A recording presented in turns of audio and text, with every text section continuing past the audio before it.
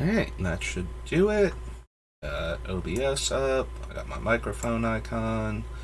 Just double check if we click on that. Yep, it says I have my Yeti microphone. Okay.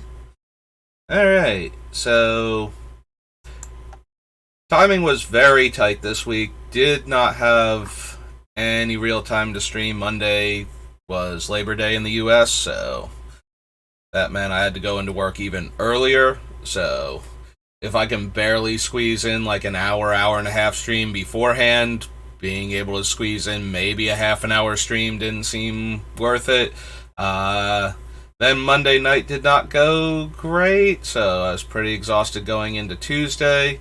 And Wednesday I had some stuff to take care of in one of my games before it ended, so that brings us to Thursday, which is my day off. So we are back, and we are going to work on Myrkul for a bit, and after that, we'll probably do some Dominaria drafts.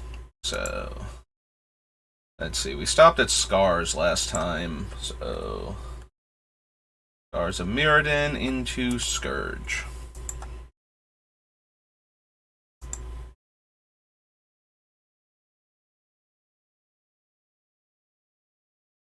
Plus X, highest mana cost. Blocks its creature type, becomes giant bird. It's no longer a wall. Wonder how the wording on that has changed. Stops being a wall and loses defender? It loses defender. Yep, okay. That is how they did it. Kinda figured. It would change the functionality if it kept wall creature type and lost defender, so since there are cards that specifically interact with walls, even after the rulings change. +2/+2 for each other creature in play that shares a creature type with it. Makes 1/1s, and you can sacrifice an elf to give a creature +3/+3. Equal to the total converted mana cost of other creatures you control. Destroys a land. Storms. No. Turn face up, target creature you control gains protection from the color of your choice. And it turns face up for 4 mana. As long as you control a dragon, and when a dragon comes into play, you get it back. Destroy an artifact or enchantment, this can cycle. Discard cards from their hand equal the highest converted mana cost. Nah, don't. Excuse me, don't think we need that. Reveals X cards from their hand, and you choose one of them. That player discards that card only anytime you could do a sorcery. Sacrifices zombies, or non-zombies rather. Sacrifice a creature, gets a +1/+1 counter. Remove X creature cards in your graveyard from the game. Target creature gets -X/-X. 3 damage to each creature with flying in each player. +3/+3 if it's a zombie. -3/-3 otherwise. Consumptive goo. Nope. Cleric becomes a target spell or ability. Gets +0/+2. Soldier spells are cheaper. Prevent all damage will be dealt to Dawn Elemental. It's put into a graveyard. All creatures get -1/-1. Makes 4/4 cycles to make 1/1s. Good old Decree of Pain.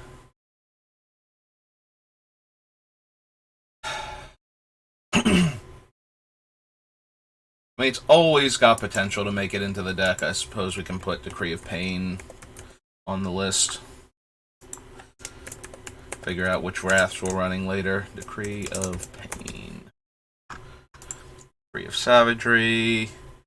Dimensional Breach. Remove all permanents from the game. As long as those cards remain removed from the game at the beginning of each player's upkeep, that player returns one of the removed cards they own to play.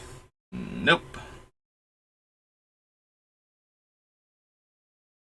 Dragon cards.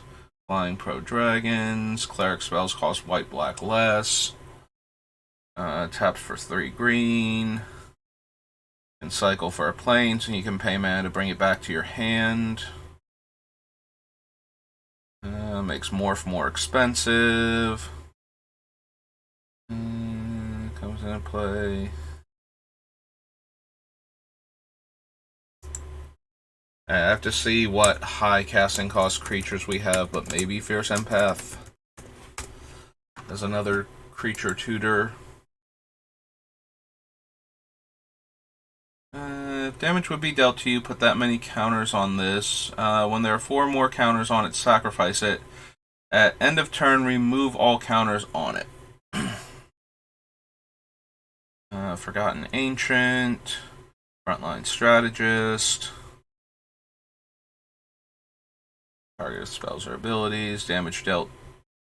Wait, by this creature deals that much damage to enchanted creature. Yep. 4/4 green beast token. Turn face up. All damage that will be dealt to it this turn is dealt to target creature instead. Creature spells with convert mana cost 6 or more cost 2 less to play. It does affect Myrkul. Again, I'm going to need to see how many expensive creatures we have. I haven't really looked at the deck list recently to see what I've been picking or to add the text in. I'm going to have to do that soon, though. Just so that way I don't get a huge backlog of what I have to look at, but if we have enough other higher casting cost creatures, I might be in for the 2 mana discount. War Chief. Let me play a creature with convert mana cost 6 or more, put 3 counters on it. Lethal Vapors. So if Myrkul's indestructible when he comes in, he's safe from it.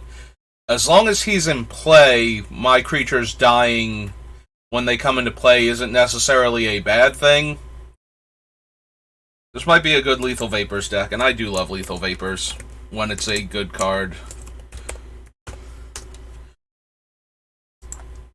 Like, yes, I love it when it's a good card. Like, most decks do not want Lethal Vapors. The ones that do, though, it's super annoying for the opponents.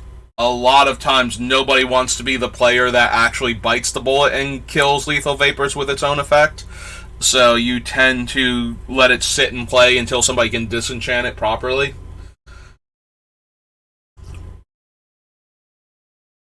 And if your deck takes huge advantage over that, like, you know, it doesn't care about its own creatures dying or doesn't have enough creatures to really want to, you know, like, you never get into a position where it's like Lethal Vapors is actually hurting you more than it's helping you. So decks that can do that, I always like that, because Lethal Vapors is one of those cards that I just love to put in decks where it functions, you know, as basically a, until somebody deals with this, nobody gets to play creatures, and my deck is fine with that. So, Lingering Death, Nefashu, Templar. Whenever an enchanted creature deals combat damage to a player, search your library for a basic land. No. First card drawn each turn whenever you reveal a creature card, draw a card. Morph, Putrid Raptor, Rain of Blades, Ring Graves. Gain 6 life or prevent the next 6 damage. No. Any number of target players each gain life equal to the highest converted mana cost among permanents you control. Still not super interested in it. Turn face up, you may put a creature card from your hand into play. But 7 mana to turn it face up. So probably not. Sacrifice a creature, draw 2 cards. No, we can do way better than that. Like, yeah. Sorry, I've had the fan off, but it's already starting to get warm back here, so I do hate how the fan makes that whirring noise whenever I talk, and then because of the sound gate, immediately cuts the noise out every time I stop speaking. Like, that's mildly annoying to me, and I have a higher threshold for that, so I have to believe that some amount of the, oh, hey, people clicked on your videos, but they didn't watch it for any significant length of time, is probably because of that. And that's kind of frustrating, but with the way I have everything set up, I can't really not, I mean, I can not have the fan on and just be miserable for an hour and a half, like, just dying back here. But I think I would like to live, if that's okay, with the few viewers that I do have. and the people that randomly stumble across my videos click on them and then immediately back out. I don't think we care about Soul Collector, Sprouting Vines, Stabilizer. We might be in for Temple. This is a very mana-hungry deck, and whenever I build decks that are that mana-hungry, things like Temple of the False Gods,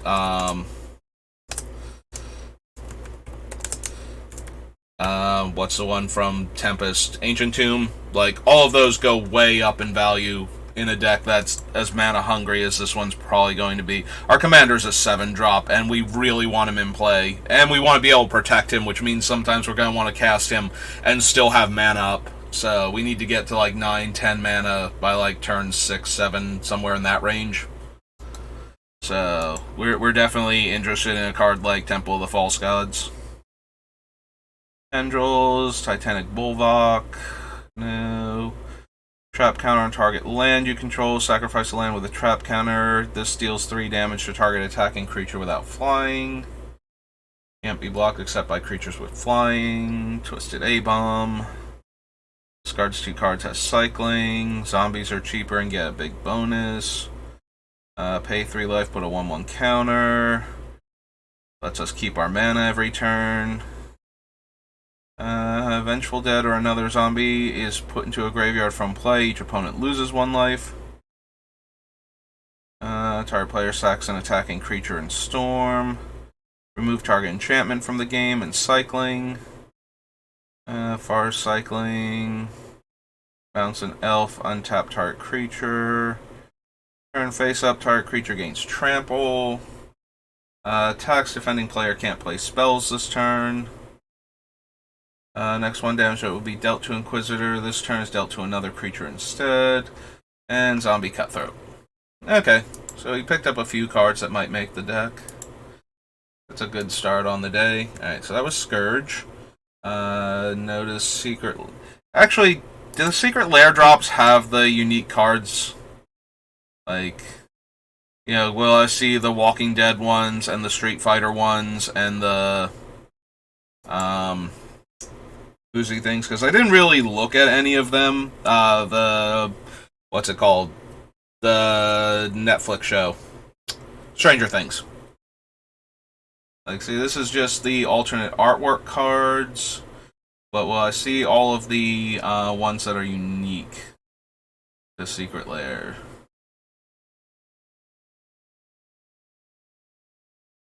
I don't think so. Because they seem to be in alphabetical order, and I have to believe we'd see one of those cards before now. That's kind of frustrating. Oh, wait, there's Lucille. Equip creature attacks, defending player sacrifices a creature. If they do, create the 2/2 zombie token and equips for 4.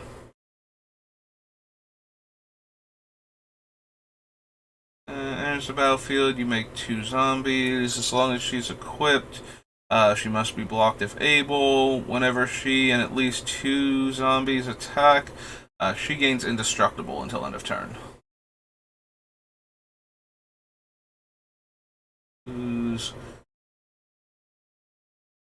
Yeah, but we've only seen the Walking Dead ones. Did they not update it with like the Street Fighter ones and the Stranger Things ones?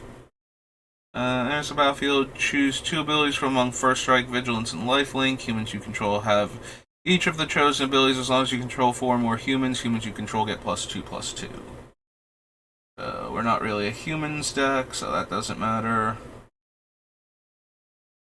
Thalias, the random treasure token, the Walker Zombie. Yeah, we only have like the first 2 years or so of Secret Lair cards, so we're missing like all of the other specialty sets.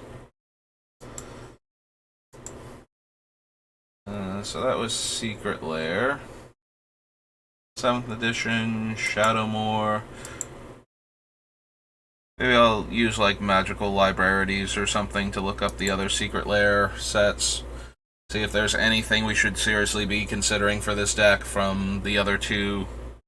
Because I forget what most of those cards do, because you don't get to play with them in, like, any format except Commander and technically Vintage and Legacy. So, you know.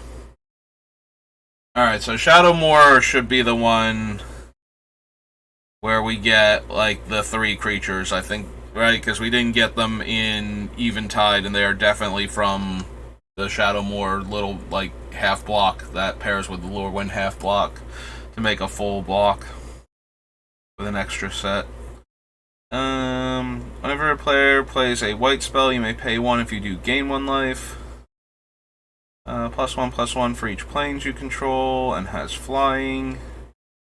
+1/+1 as long as you control another black creature. 1/+1 as long as you control another white creature. +2/+2 until end of turn and conspire. Prevent the next 1 damage that will be dealt to target creature or player this turn, and put a -1/-1 counter on it to untap it. Okay, so the white one is damage prevention. I was kind of hoping for life gain instead, but that's okay. Oh, good. We went to Shadowmoor over, like, first because we were on Scourge. Alright, so Barrenton, Barrenton, Barrenton, Medic. Neat. Beseech the Queen. Oops, accidentally clicked off all my stuff again. Keep hitting that little space to the left of all of my things. I'm winding up on OBS from my perspective. For a card with convert mana cost less than or equal to the number of lands you control.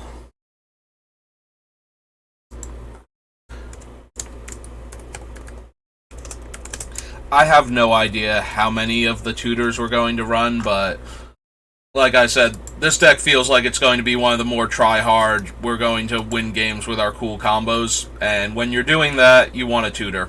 You want to tutor a lot, so we're going to figure out which tutors the deck actually is going to run, but I'm basically grabbing most, if not all of them, and then figuring out which ones we actually run when we're building the deck. -1/-1 counter, put a -1/-1 counter on target creature. If you would gain life, you gain twice that much life instead.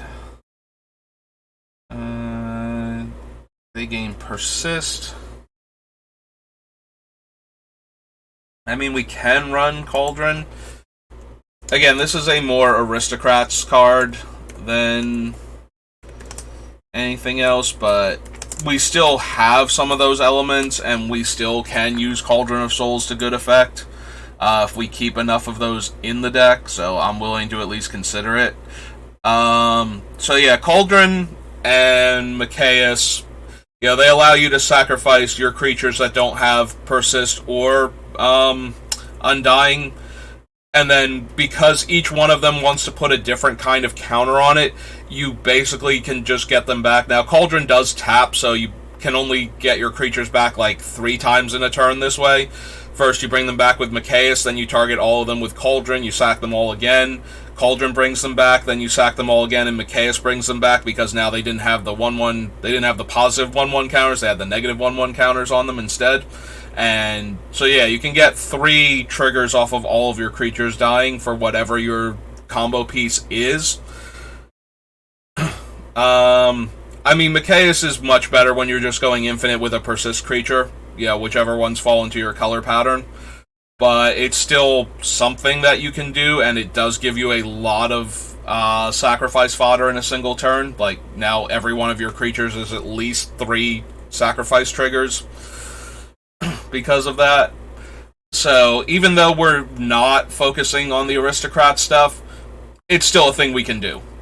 Like, we are still sacrificing our creatures for value and trying to do stuff with them like that before we turn them into enchantments, so we are still going to be able to take advantage of that. Whether or not we can optimize it, like, whether or not it's just not, like, we don't have enough in there to merit a deck slot for that, might be the case, but we at least want to give it a shot, because we will still be doing stuff where it can be good. Alright, Cinderhaze Wretch, that's the discard one. Yep, okay. So, Cinderhaze Wretch. So the white one prevents damage. The black one makes the opponent discard a card. We can only do the discard on our turn, obviously. Like, it's not, what's his name, Griel the Mind Racker levels of good. But we still get to take away everybody's hand the turn this comes down if we have Myrkul out, so that's pretty cool. I mean, unless they have a way to stop us from doing it, like, they can still disenchant. Although, no, it's not sorcery speed, it's on our turn, so unless they split second it, like they Krosan grip it, or they split second it while it's still a creature with an effect that exiles, so I don't think that matches up. I don't think there's both at the same time. But yeah, no, we can just take away everybody's hand if we have Myrkul out the turn that we... Maybe they can kill Myrkul in response. That would be how they would stop it. Like, we go to put the second -1/-1 counter on it, so before it would go to the graveyard, they, like, Swords Myrkul or Path Myrkul or something. Like, that's pretty much the only way to stop that setup from taking everybody else's hand at the table. Which I'm perfectly fine with. I don't know that I care if our creatures have Wither. And it is only creatures, so the Thrashing Wumpus and Pestilence Demon, once they become enchantments, they wouldn't have Wither anymore. We need, like, something that gives it Wither as an activated ability, and that will kill Myrkul, you know, through his indestructibility, so... Which, once they're enchantments... I keep talking about, like, not killing Myrkul, but once they're enchantments and we're doing the other combo pieces, it probably doesn't matter if Myrkul dies anymore. Like, I do need ways to keep him alive, because we need him to be in play to do the cool thing. But once he's converted the right ones into enchantments, it's a lot less important that he keeps living, so... But yeah, I don't think we want... Like, it's not helping the enchantment versions, and it's guaranteeing killing the creature versions and killing Myrkul, and if they're not enchantments yet, we definitely need Myrkul in play. I see you, Devoted Druid. Hang on, we're getting there. Control a green creature. Power and toughness equal number of black permanents you control. Gain X life if green was spent to play it, and end X life if white was spent to play it. Do both. If you pay both white and green. You gain 2x life. Yeah, Devoted Druid. Like, pretty much one of the first cards I thought of when I saw Myrkul. Is how he interacts with that card specifically. Target creature in graveyard to owner's hand and conspire. Dramatic entrance. Probably don't need that. Also, it does have to be from our hand, so we can't put Myrkul into play. Unless he's gotten bounced back to our hand somehow. Equal the number of green permanents you control. Can't be the target spells or abilities opponents control. Attacks or blocks, put a -1/-1 counter on it. Put into a graveyard from play, draw a card for each counter on it. Sacrifice Hex Hunter, destroy target enchantment. No. Very Macabre, no. Comes into play, search your library for a basic land and put into play tapped. Alright, so this one gets basics, Wood Elf gets forests. But I think I wanted a bit more ramp creatures. So we'll add it to the list. It will probably get cut. I don't know how much room I'm going to have with Sakura Tribe Elder and Wood Elves already. But I'm at least a little bit interested in having another one, just in case. All artifacts and enchantments and gain 2 life for each permanent. No. Destroy target artifact or enchantment and conspire. No. Green or white's controller discards a card. Can't block creatures without flying. Destroy a flyer, and if it was blue or black, make a 1/2. -1/-1 counter on target creature. Blocks gain 4 life. Other enchantments you control have Shroud. Enchanted creatures you control have Shroud. Sure, why not?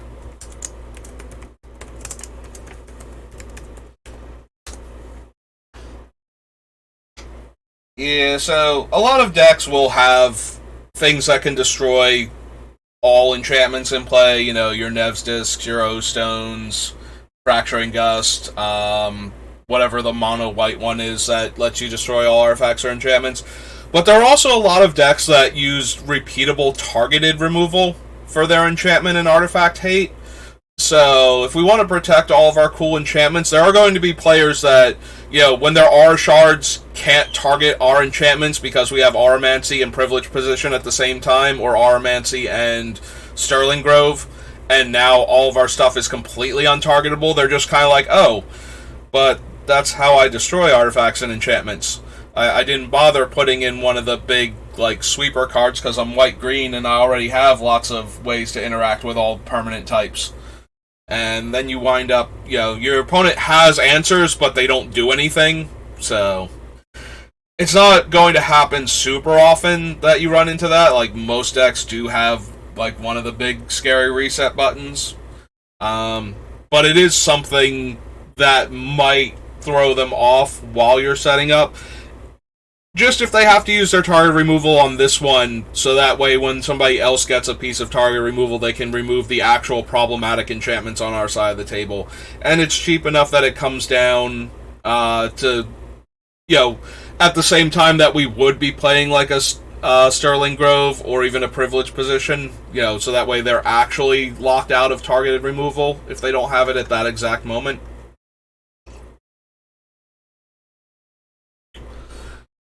Grim Poppet, no. Keep Doll, no. No. No. No. Takes a bunch of wolves based on our forest. Attacks, it's a 4/4. Reveal 2 cards from your hand that share a color, draw a card. Mental Blight. And all damage target attacking or blocking creature would deal this turn. If it's black or red, destroy it. Reach and Wither. Good old Kitchen Finks.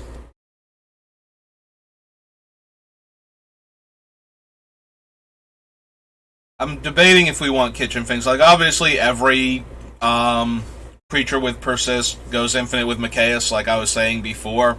So we can just gain an arbitrarily large amount of life at 2 life intervals with Mikaeus and a sack outlet in this. And we're already doing lots of other broken things. I don't think I mind just setting our life total to 2 billion and whatever the current number is. If nobody has any interaction. Equal to the number of white permanents you control. Target blocking creature gets +2/+2 until end of turn. Remove target creature with power 2 or less from the game. Its controller gains 4 life. Blue in the activation. Comes into play. Now comes into play. It's put into a graveyard from play. Put a -1/-1 counter on each creature with a -1/-1 counter on it. Choose a color. If you have no permanents of that color, you lose it. Mana Reflection. Mass Calcify. Comes into play. You may remove a counter from target permanent. Target creature's controller sacrifices it, then puts X/1/1 elf tokens into play, where X is that creature's power. I forgot this card existed. Like, this is one of those cards that got a lot of hype when it was announced, originally, back in the day, and then never really did anything after that.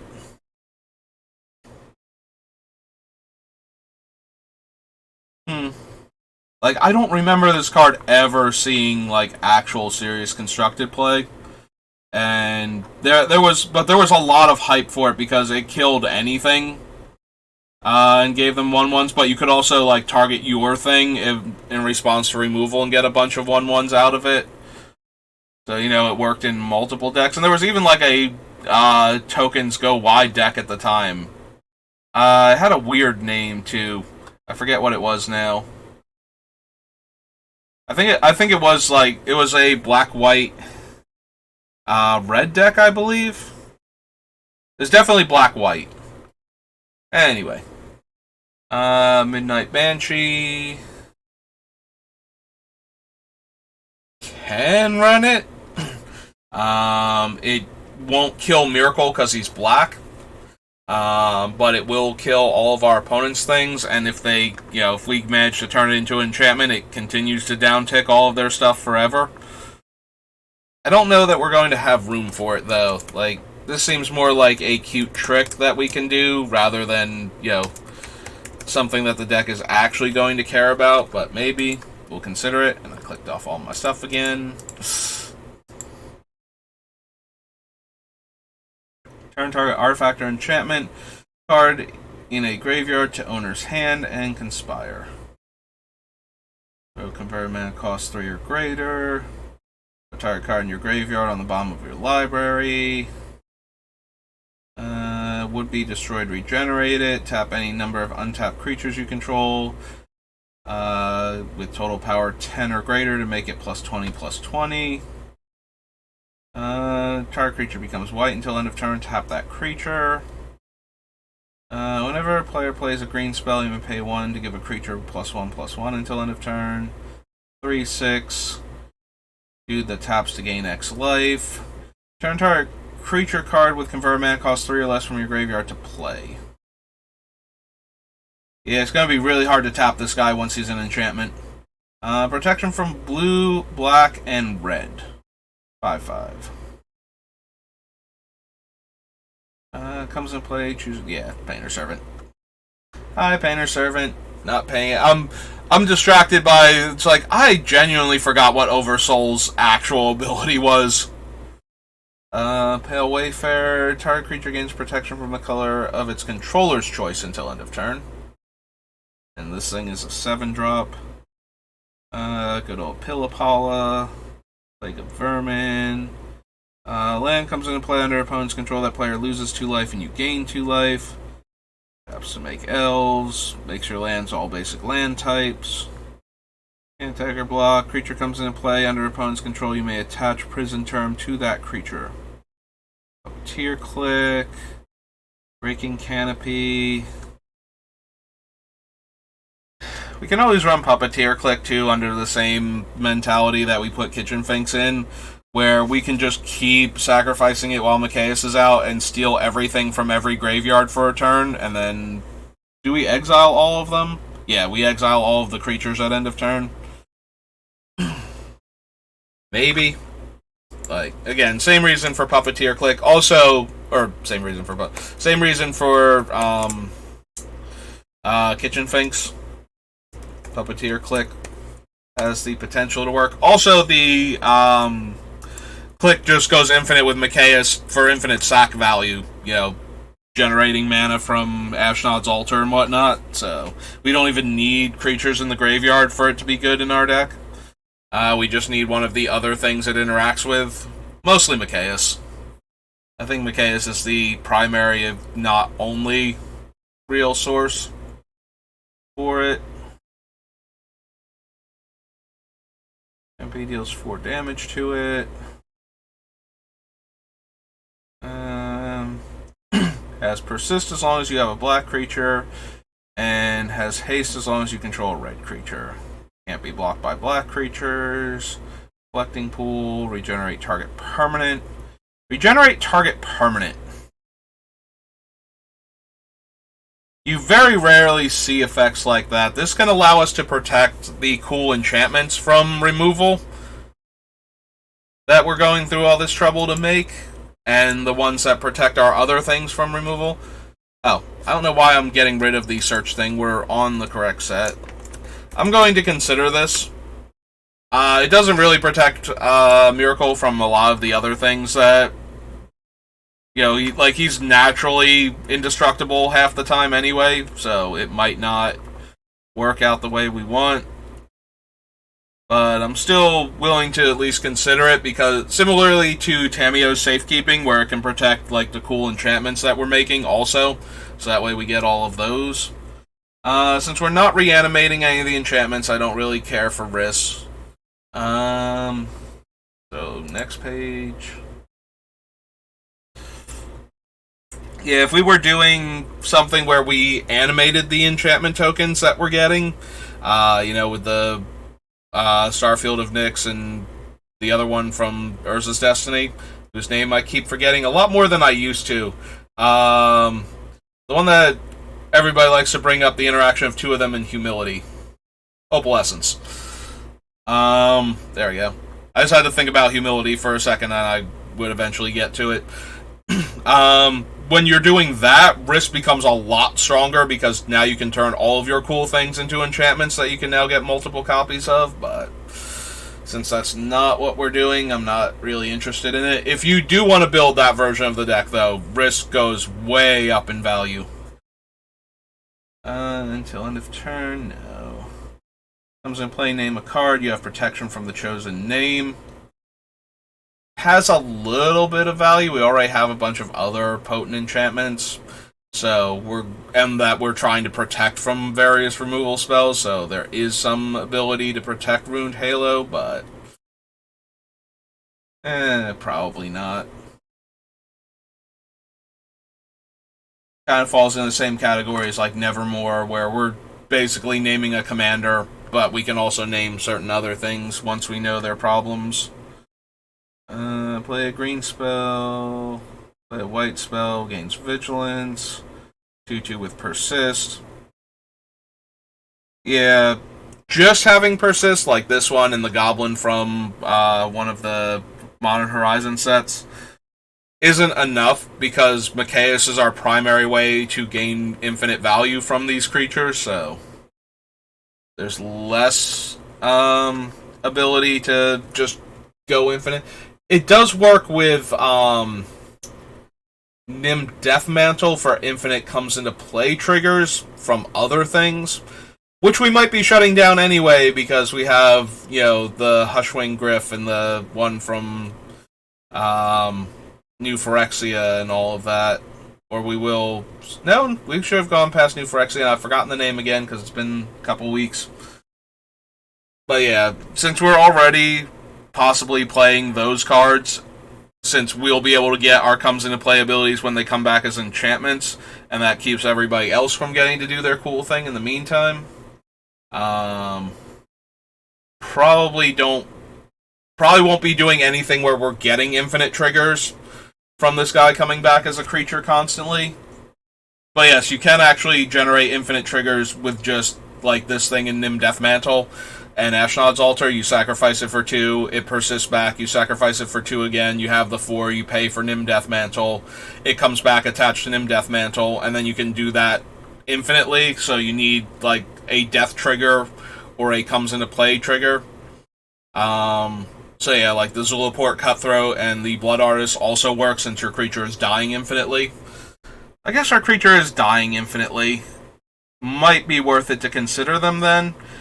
If we move more towards that, I might be cutting those guys though because they're more in line with the Aristocrats style deck, and we're moving away from that. But like I said, there's going to be some amount of it still in there, so we'll see where we're at when we get there. Untap that creature. Field of the Oversoul gets +1/+1 is indestructible. As long as it's white, it gets +1/+1 and is flying. 2/1 Wither. Whenever a player plays a black spell, you may pay 1. If you do, target player loses 1 life. Deals combat damage to a player. Put a token into play that's a copy of it. Makes 3 1/1s.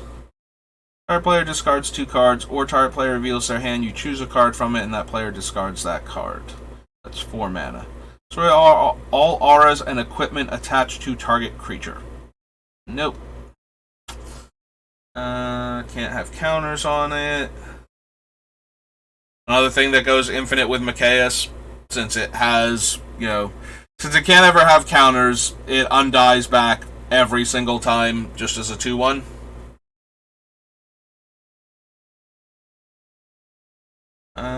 Toil to renown. Gain 1 life for each tapped artifact, creature, and land you control.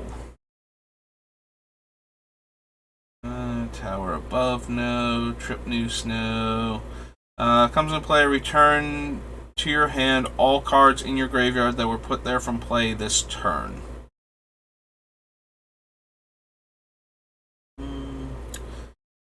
gets +1/+0. No. Vigilance and flying. No. If a card would be put into an enchanted player's graveyard from anywhere, instead that card is revealed and put on the bottom of that player's library. So yeah, that will stop our combo. So we don't really want that. They do have to go to the graveyard for Myrkul to trigger. So, or Myrkul. Myrkul to trigger. Been talking about Myrkul so much. 3/3 Wither, 3/4 Vigilance. When an opponent makes you discard it, comes into play. Attacking creatures you control have lifelink. Flying as long as you control a blue creature. Persist as long as you control a black creature. Blocks or becomes blocked by a creature. That creature gains Wither. Whenever it deals damage to an opponent, remove all of its counters. Move a 1/1 counter from a target creature. Gain 2 life. Woodfall Primus.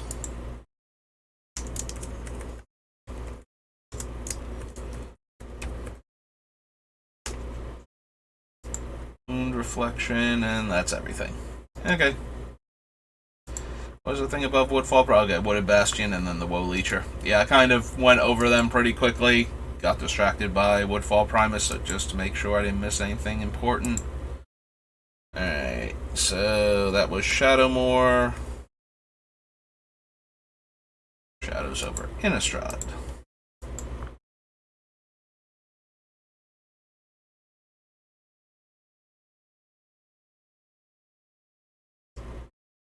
And go to the Witch. Comes to the Vein. Always Watching. Delirium. In your graveyard. Exile target creature and opponent controls. Has to deal damage. I was looking for what the actual effect of the Delirium was, but yeah, it has to deal damage. Then if you have Delirium, it exiles target creature and opponent controls. Angelic Purge. Anguished Unmaking. So that one's definitely going on the list at least. So again, Shadows for Innistrad. Anguished Unmaking.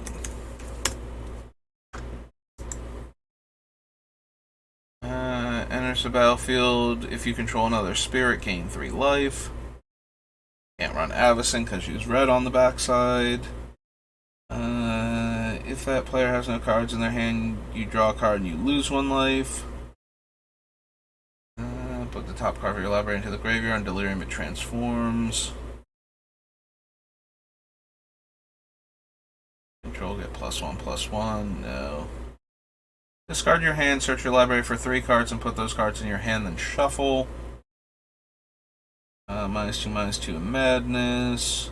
Can't attack, block, or transform.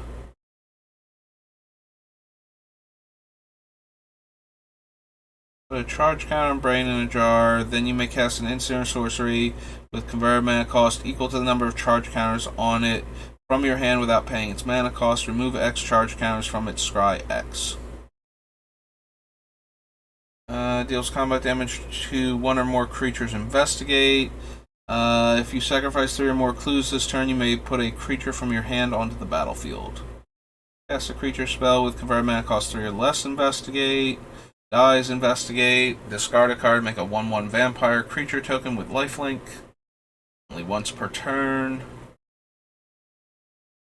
It's indestructible. Gain 5 life. Each opponent sacrifices a creature with flying. Investigate, then creature gets +1/+1 for each clue you control.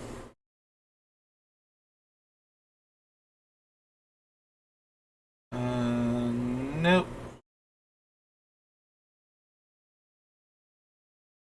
Creeping Dread. Beginning of your upkeep, each player discards a card. Each opponent who discarded a card that shares a card type with the card you discarded loses 3 life. Creatures you control have tap, add 1 mana of any color. Cult of the Waxing Moon. Gonna lean back in the creaky chair. transforms into a non-human, make a 2/2 wolf. Exile this from your graveyard, make a 1/1 spirit. Deadweight, tap for black or green. Death touch with delirium. Exile target creature and all creatures that share the name with it that player controls. Then that player investigates for each non-token exiled this way. Eh.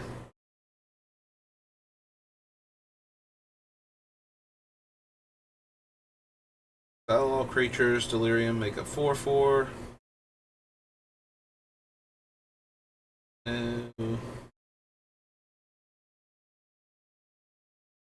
Gain 2 life and 4 mana, make a 1/1 spirit. A Duskwatch Recruiter.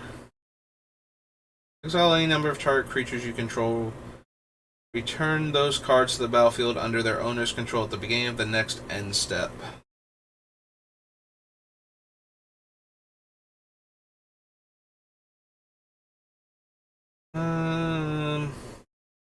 Do I really care about Eerie Interlude?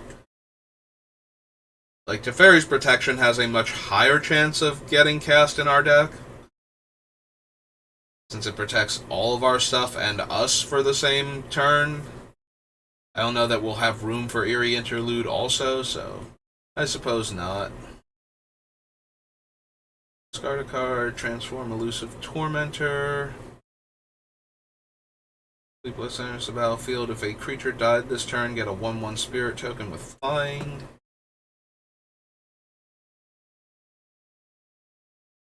+3/+3, as long as enchanted creature is a human, it has trample. Or after. Has to be our graveyard specifically. So apparatus, expose evil. Up to 2 target creatures and investigate. Skulk and lifelink. Fork in the road. Floorboards. So accomplice, make a 2/2.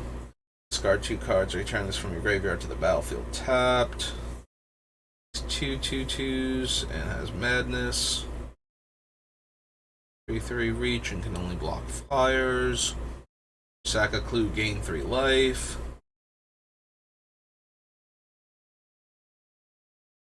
Keeper, Griff Spoon. Control 4 more creatures, transform it.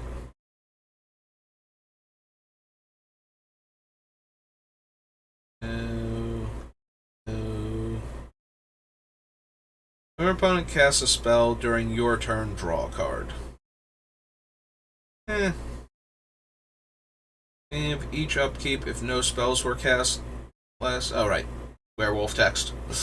Enchanted creature gets +1/+1 for each creature you control. As long as an enchanted creature is a human, it has first strike.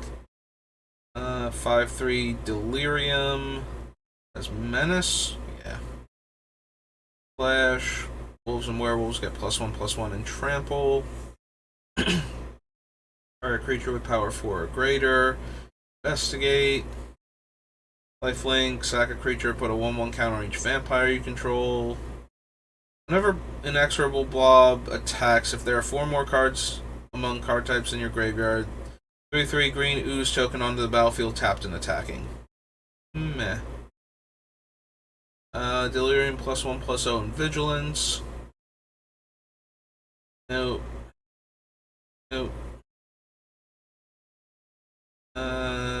Has trample, so no. Delirium, you can transform it. It's an evil witch that kills a creature.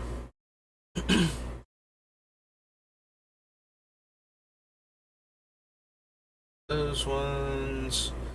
Top X cards of your library into your graveyard. Target player loses 2 life for each creature card put in your graveyard this way. Lone Dryad. Lone Wolf.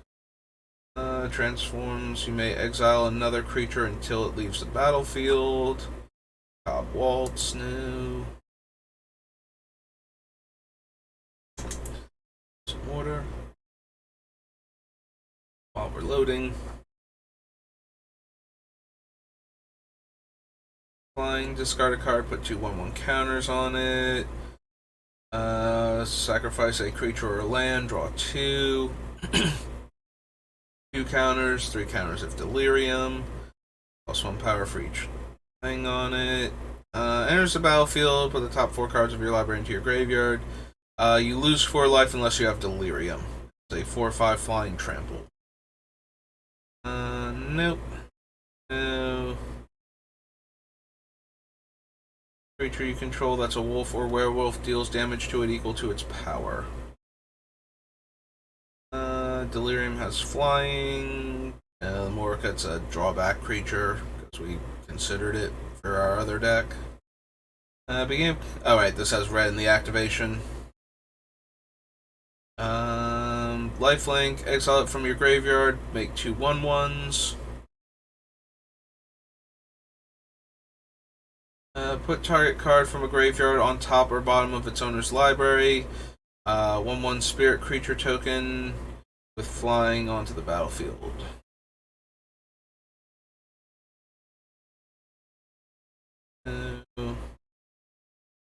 Each combat creatures you control gain first strike, and then all of the other ones. As long as you have a creature with it, right? Was first strike, yep, okay. Has red in the activation, gets equipment and auras.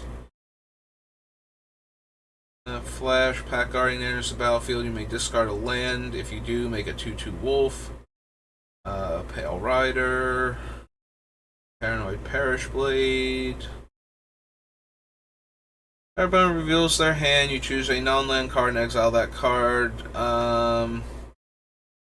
And then you get to search for all the other copies under those conditions. Pious Evangel or another creature enters the battlefield under your control, gain 1 life. 2 tap, sacrifice another permanent, transform it. And the back, what is the backside, just so I don't have to like find him later? Wayward Disciple or another creature you control dies, target opponent loses 1 life and you gain 1 life. So again, very good for the aristocrats type thing, but we might not even run the other ones. So I don't think I need the one that I have to sack another permanent to transform, even though sacrificing permanents is perfectly fine in our deck. Is often a thing we want to do anyway. The fact that you only get to sacrifice 1 kind of holds him back from that. I mean, I guess once he's an enchantment, since he'll be the front face, we can sacrifice a permanent once per turn, or once per turn cycle, but that's still not anywhere near good enough. Yeah, we can't actually transform a token, so it just stays on the front face tapped. Unless it untapped itself, like, no, it doesn't actually say it untaps itself. Transforms. I wonder, like, if it said, because there are cards that do that, it's like, transform this card and untap it. I'm wondering if it would still untap since we can't transform it with that wording. Rancid Rats.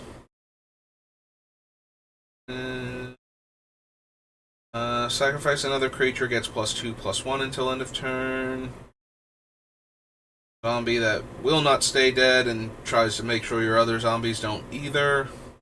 Card player discards a card. If cards in your hand, enters the battlefield, draw a card. Return any number of cards with different converted mana costs from your graveyard to your hand, then put Seasons Past on the bottom of your library. For each token you control, put a token onto the battlefield that's a copy of that permanent.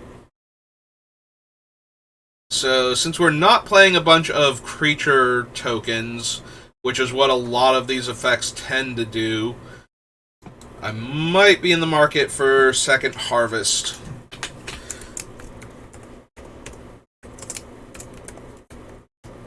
Maybe. Maybe not. It might go, like, this did not make it into Risk, but Risk, you know, can make plenty of copies of tokens that are creatures, and all of his tokens basically are creatures.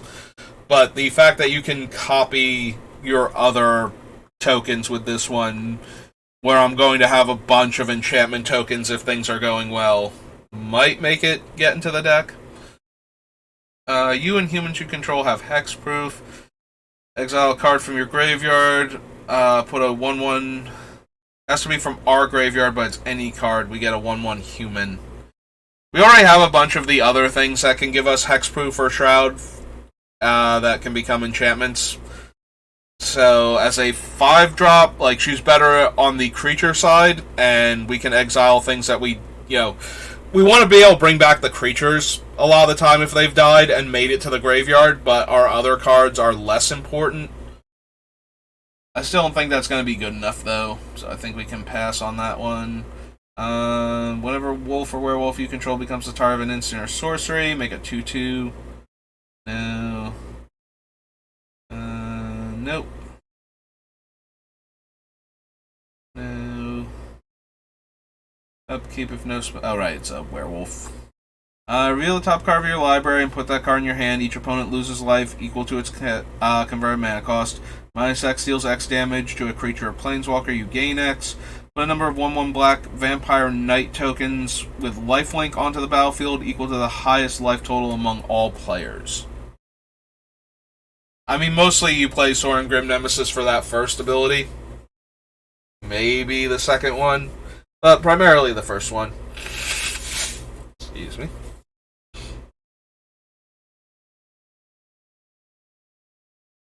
And I don't think we need a 6-mana Planeswalker version of Twilight Prophet. Although it does get to do its thing way more often than Twilight Prophet does. So there is that going for him for the 2 extra mana. Like, he will at least get to do the reverse bob once, where you draw a card and the other players lose the life. Can't run Shepherd. Has Shade abilities if you have Delirium. Nope. No. No. No. No. Nope. +1, gain lifelink until end of turn, untap those creatures. There's a battlefield, put a 1/1. Oh, right, he's one of the Humans Matters guys, along with Champion of the Parish. We don't really send a lot of lands to the graveyard in this deck, so no to the Gitrog Toad. No to Thraben Inspector. Probably not the Tireless Tracker. No. No. I believe this transforms into a red creature, so no. Even if the red creature would be anything. For a basic land, if there are 4 more cards in your graveyard, instead search your library for a creature or land card, reveal it and put it in your hand, then shuffle. We have a lot of tutors, but one that we have that much set up in order to get the creature into our hand, probably not interested in that. Open-walled Hydra, no. Untoken creature you control dies, investigate, sacrifice a clue, make a 1/1. Again, a more Aristocrats card, a very slow one at that. Because of the mana requirement to draw the cards. There are plenty of other cards that you can do where it's just like one of your creatures dies, you draw a card. Type of effects to work with in these color combinations, so while it is a cool thing, and it does give you a lot of card advantage, there are just so many that do it faster and more mana efficiently than that, so.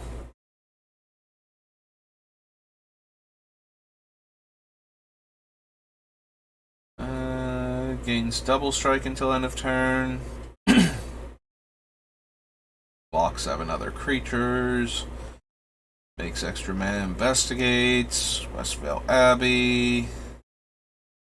Beginning of your end step, it makes a 1/1. This is the guy that required 4 more other creatures in play. Little Wicker Witch. And Wildfield Scarecrow.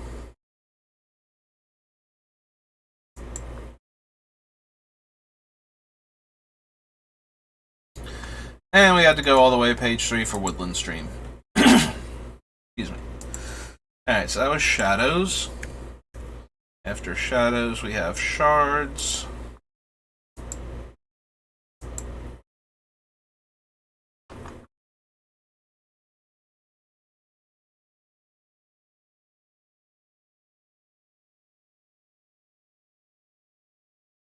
Nauseum, don't think so. Exalted, no, no, nope, nope. Sacrifice a non-zombie creature, then put a 2/2 black zombie creature into play. Eventually we would lose Myrkul to that, so I'm not really interested. Put into a graveyard, that creature's controller loses life equal to its toughness. No. Flying, exalted, creature you control attacks alone, gains lifelink. -1/-1 until end of turn. Bone Shards has red in the activation. Puts a creature from our deck into our graveyard. Excuse me. Gain life, you may pay white and 1. If you do, put a 1/1 counter on target creature for each life you gained. Beginning of your upkeep, each player discards a card. 2 mana 2/2. Skeletons and zombies. Another creature is put into a graveyard from play, you may gain 1 life. Reaver, no. Do one with Unearth. Can't use her. If you control a creature with power 5 or greater, you may draw a card and tap to add 1.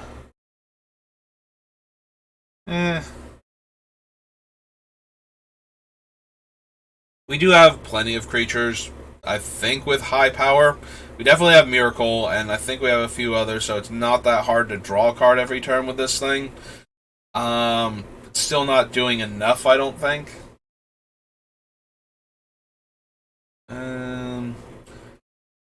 Yeah, I don't think we need Elspeth. I do love the, playing Elspeth with Doubling Season to get that ultimate off immediately.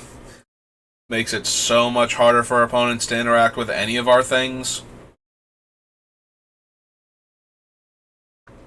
But that is the only thing about Elspeth that I really like for this deck. So, I suppose we won't be bothering with that. I think we need her, since we're not the artifacts deck. Noted that, noted that. Going. Top 4 cards reveal creature and or land. Prevent all damage that would be dealt to target creature with power 5 or greater this turn. No. Defender and Exalted. Flying. Sacrifice a creatures you control with power 5 or greater. Gain flying until end of turn. Mortal Coil. Count the number of cards in your library. Your life total becomes that number. Nope. No. Or reach and cycling, rather. Whenever a player taps a mountain, forest, or plains for mana, that player adds 1 mana to their mana pool of any type that land produced. Neither the Skyward Eye, no. Neither the White Orchid, no. Knight Captain of Eos. Comes into play, put 2 1/1 soldiers. Sacrifice a soldier to prevent all combat damage that would be dealt this turn. Lich's Mirror, Lush Growth. No. Mana Plasm, no. Marble Chalice. Metallurgian. If a creature with power 5 or greater comes into play under your control, you may put 2 1/1 counters on it. Whenever a non-token creature comes into play under your control, you may pay 2. If you do, put a token into play that's a copy of that creature. That token has haste, and at the end of turn, sacrifice this permanent. Probably still not worth it. 5 power gains trample. Devour 2. Makes 1/1s based on the number of counters on it. Run those. Remove a creature card in a graveyard. Make a 1/1. All the obelisks. O-Ring. Onyx Goblet. Ooze Garden.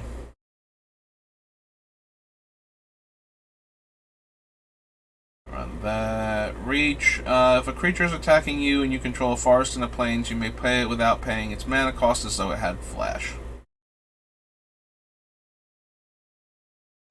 Deals combat damage to a player. That player loses half their life. And equipped creature has Death Touch. Search for up to 2 creatures with converted mana cost 1 or less.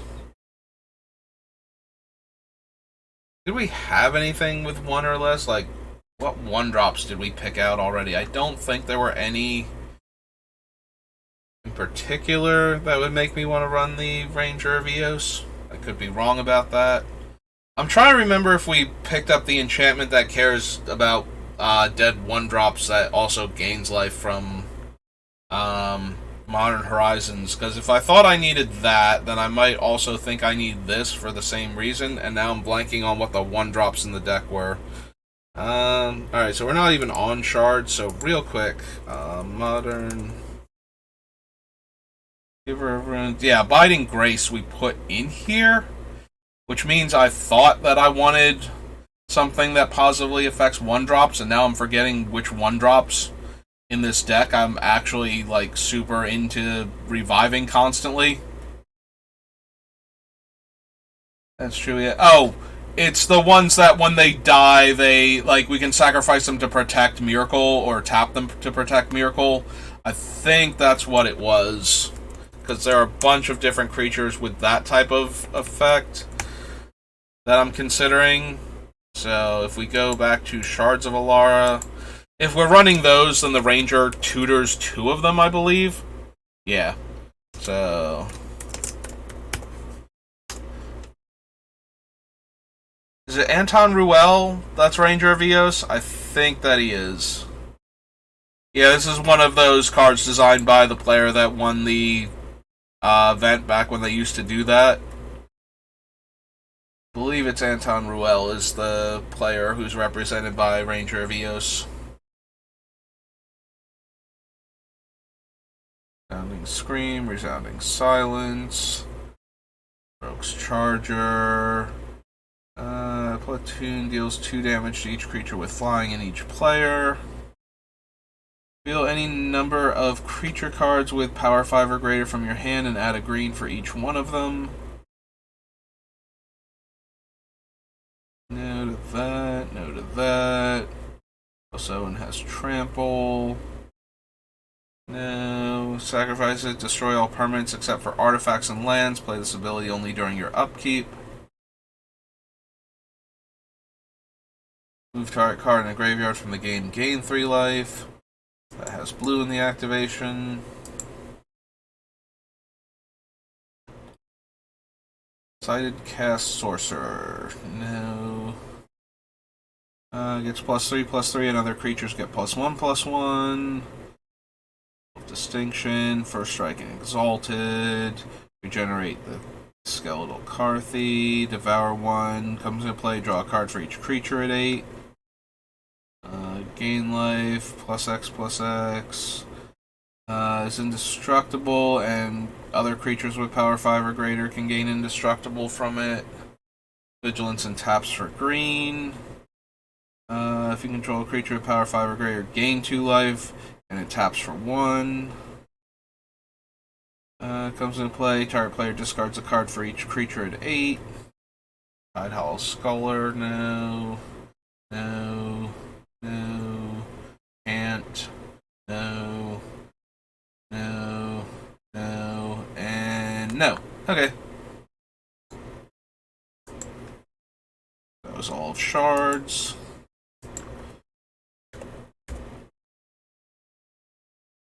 The signature spellbook. The Streets of New Capenna Game Day and Store Championships have their own listing here rather than just having like the alternate artwork show up somewhere. That seems weird. Alright, starter 1999 should be the one with the unique cards in it, like Grim Tutor and whatnot.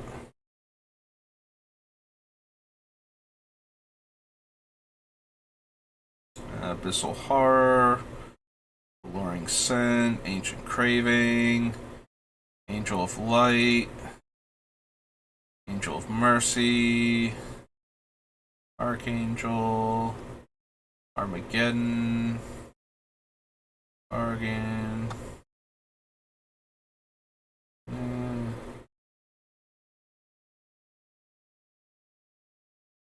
All damage will be dealt to Champion Lancer by creatures. +0/+3. Comes into play, target player loses 2 life and you gain 2 life. Comes into play, destroy target non-black creature. 3 damage to each creature and each player. Oh, these are from Portal 2. Gain 1 life, no.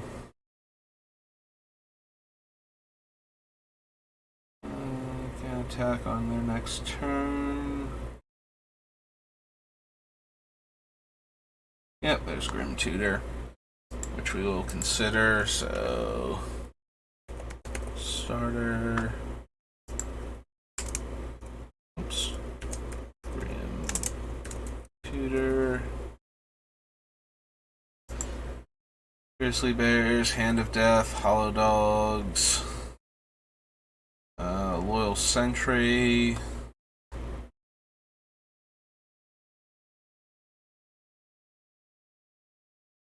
Mind Rot, no, no, no, no, no, no, nope, nope.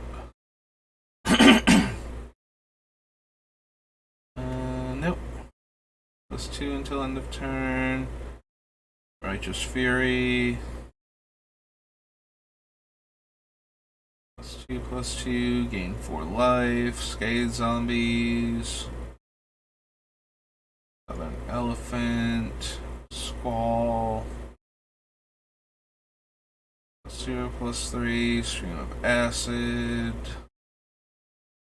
No. All of this.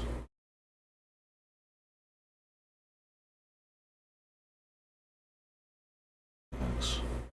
And what else? Okay, that was all these starter cards. Expansion. Streets of New Capenna.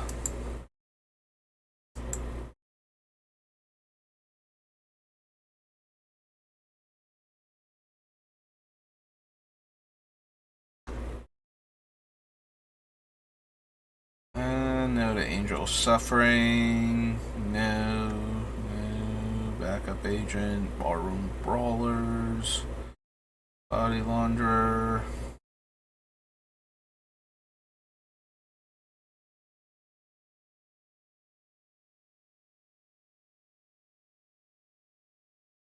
Bootlegger Stash. No.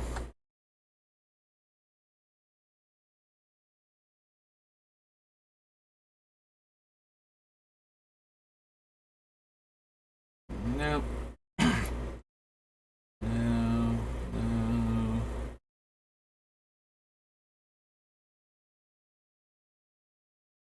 Trade rocks cards and lose X life. No.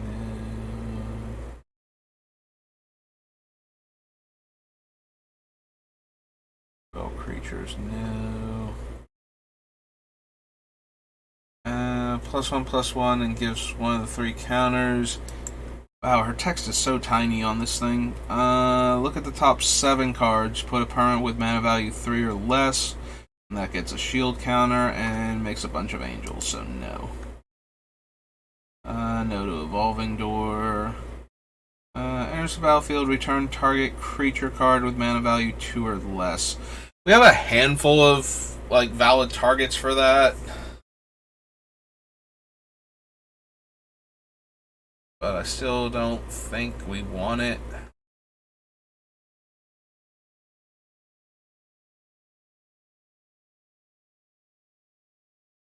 Fight rigging's okay. I don't think we need it.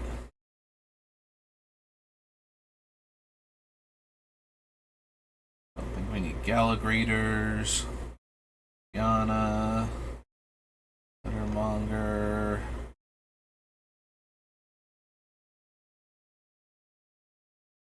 The Fountain. The Shipment. Go to all of these.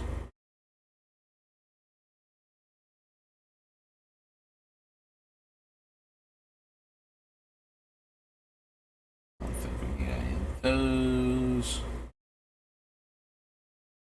That's true, though. Luxior does work with all of the -1/-1 counters. The three of those creatures, like, as long as it's equipped to them, they can't die. So we can generate infinite mana, discard all of the cards. It only works with... Oof. Wow, I just knocked over some random things in the back room here. No idea what that was now. I'll figure it out later. So it does work with those three specifically, but not really any of the other cards in our deck, so maybe not then.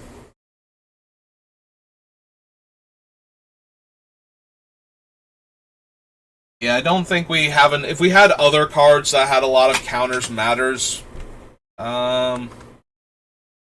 effects on it,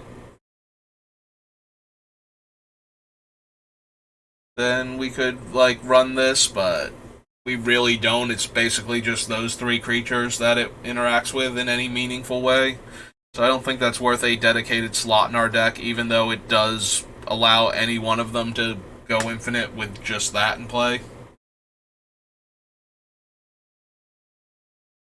If we had more effects like that, then I'd be much more in the market for it, but... The Wizard Token... Murder, Limo, Nightclubber... No...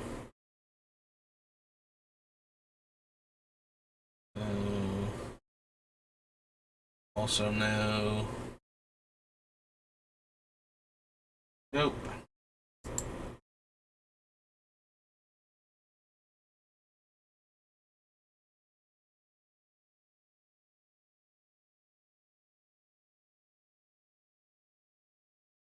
Enters the battlefield with 2 shield counters on it. Enters the battlefield or attacks. You can remove a counter from a creature or planeswalker you control.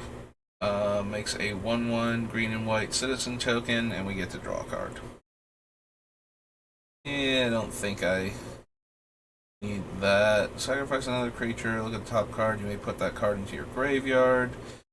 It's Menace and Lifelink.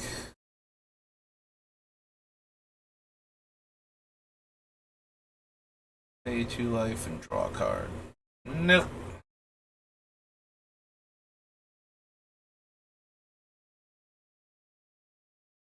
What's in your starting life total? Yeah, 2 black 7/7 with no other abilities isn't particularly impressive in Commander, so don't really need Shakedown Heavy, Skycrier. Go to all of these.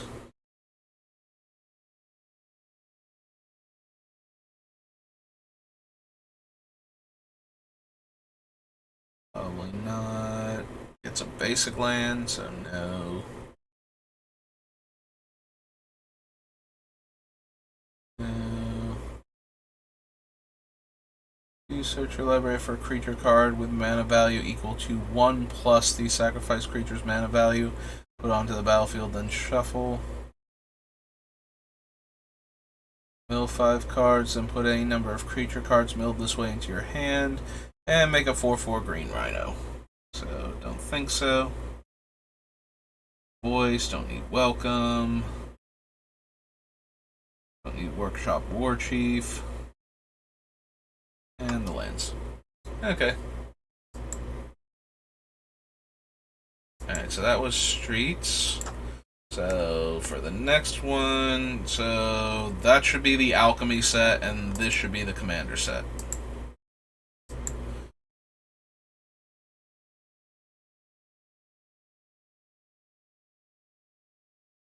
Enters the battlefield or deals combat damage to a player. Exile up to one target non-land permanent. For as long as that card remains in exiled, its owner may cast it.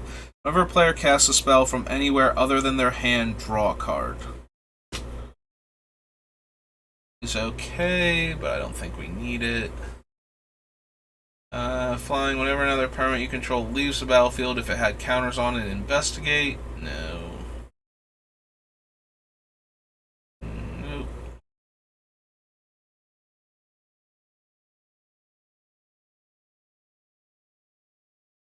Bellowing Mauler, no. At the beginning of your end step, if you created a token this turn, draw a card. Maybe? Like, legitimately, maybe on Benny? Since we do make a bunch of tokens. I'll have to see how many things we actually have make tokens besides Myrkul consistently. But, yeah, so we need to go down to Commander. No. Commander / Brawl. Alright.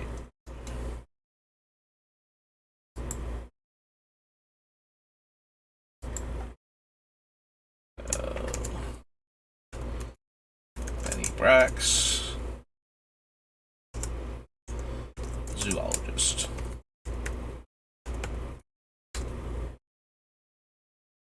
One or more other creatures with base power and toughness 1/1 enter the battlefield under your control. Put a 1/1 counter on her.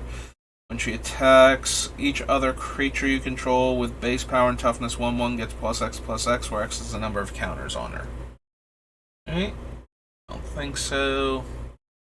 Draw a card for each creature that died under your control this turn.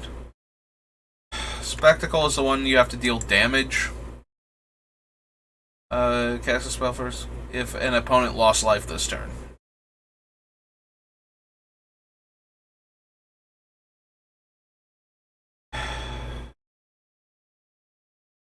Again, the more aristocrats we are, the more potent this becomes, but we could definitely draw a lot of cards with this and some of our other effects going on. Yeah, I think I have to at least consider this one.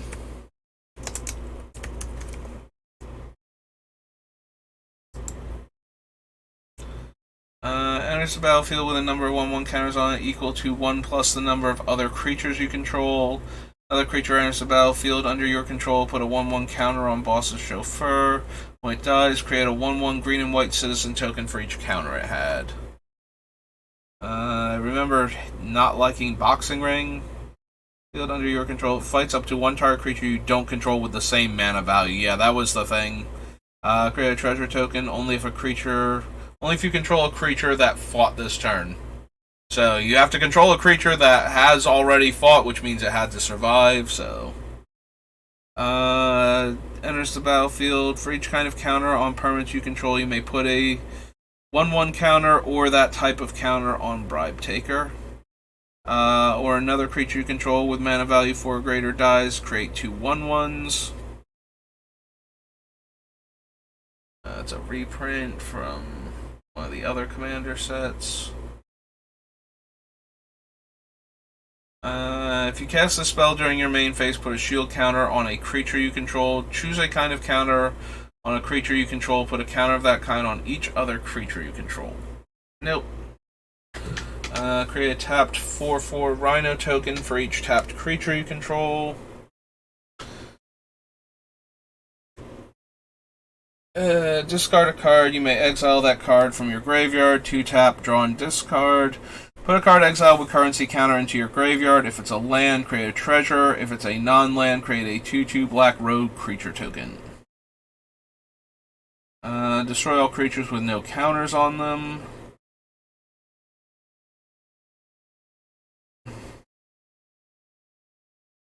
No, the Jalopy. No, the Detective.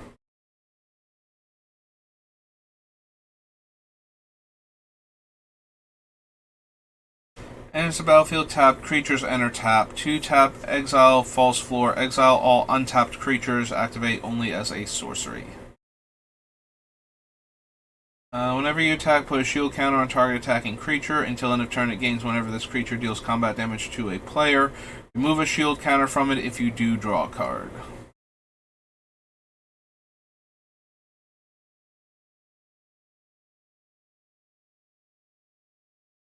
Beginning of your end step, you may return another creature you control to owner's hand, then put a number of 1/1 counters equal to that creature's power on first responder. Beginning of combat on your turn, put a charge counter on it. Equipped creature gets 1/1 for each charge counter on it. As long as it has 4 more counters on it, equipped creature has double strike. And equips for 3 or removing a counter. Grand Crescendo makes X 1/1s, and then creatures you control gain indestructible. I do like Grand Crescendo as a 2-mana grant your guys indestructible trick that can also do other things if you have the mana.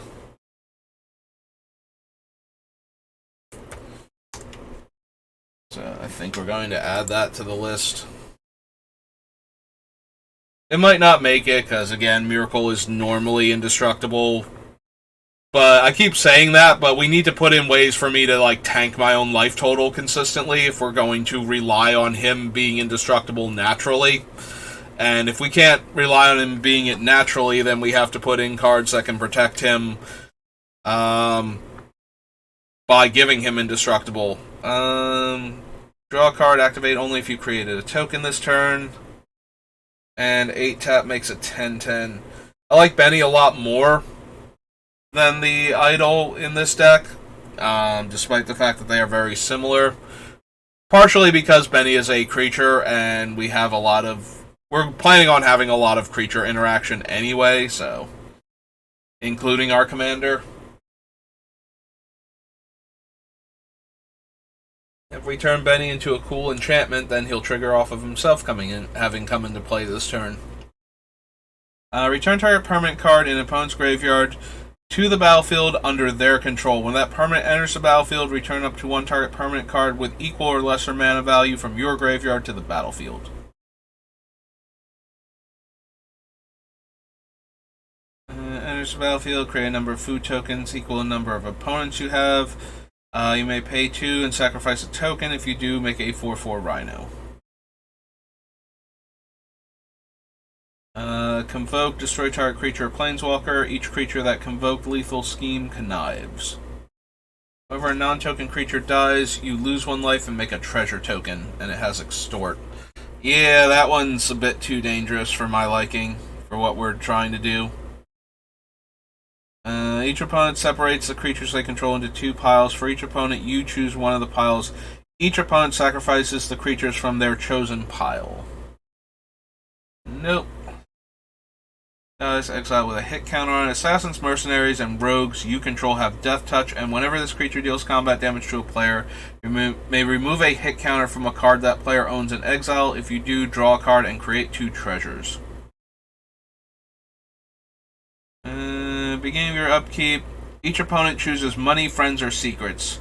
For each player who chose money, you and that player make a treasure. For each player that chose friends, you and that player each make a 1/1. For each player that chose secrets, you and that player each draw a card. Probably not. Teller enters the battlefield or deals damage to a player. Exile target card from a graveyard. If it was a creature card, make a 2/2 black rogue token. If it was a land card, make a treasure. Otherwise, gain 3 life.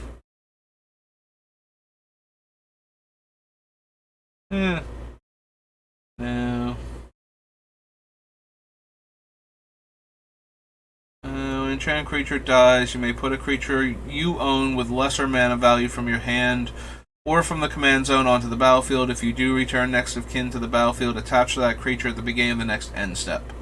So, no. Yeah, if we're losing 8 drops, the fact that we get a free Myrkul is kind of, whatever at that point. We should already have him, or he should cost a ton of mana.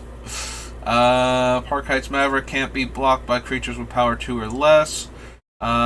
Deals combat damage to a player or dies. Proliferate. Nope. Also had Dethrone, but still no.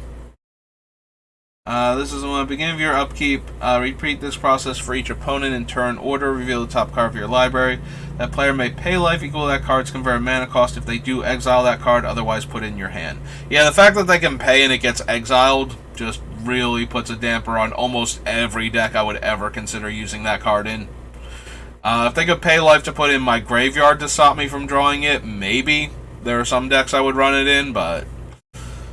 yeah, it's like, oh, that's your combo piece? I will pay that much life. Like, unless I literally can't. Paying that much life means that you don't get to win the game this turn, so any amount of life, more than that, you know, within the realm of my life total is certainly worth paying. In fact, it's probably worth paying anyway just to stop you from winning. Since you're going to kill me anyway, might as well stop you from winning before I die. Unless I really wanted you to win. For whatever reason. You know, like if I couldn't win, I wanted it to be you, then maybe I let you have it. Whenever a permanent you control leaves the battlefield, if it had counters on it, put those counters on target permanent you control. Move any number of counters from target permanent you control to another permanent you control. So that's one of those cards that, with all of the things that can give themselves 1/1 counters and whatnot, we would be able to use when the thing dies and becomes a token, and it can't use its counters anymore to move the counters around, but we don't have enough stuff that cares, I don't think, about that. So, deals combat damage to a player, create that many 1/1 white agreed citizen tokens. Ooh, excuse me.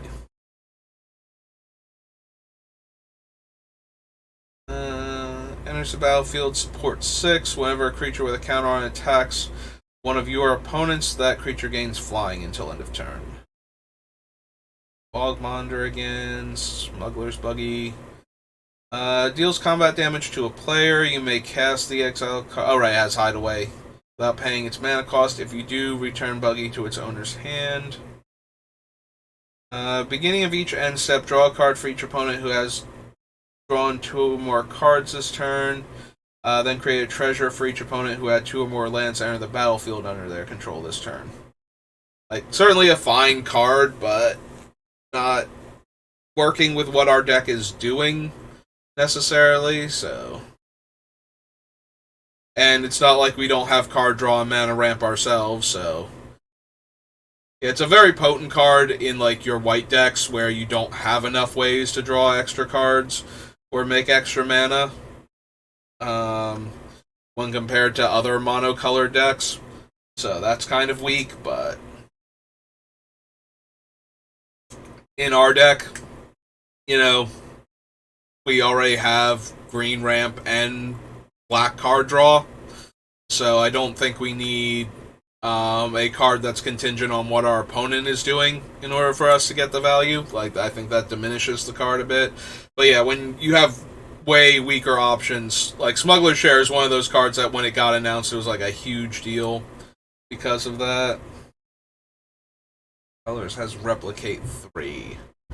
Yeah, I don't know how many, like, actual triple color spells are in the deck, but it doesn't feel like it's a lot, so.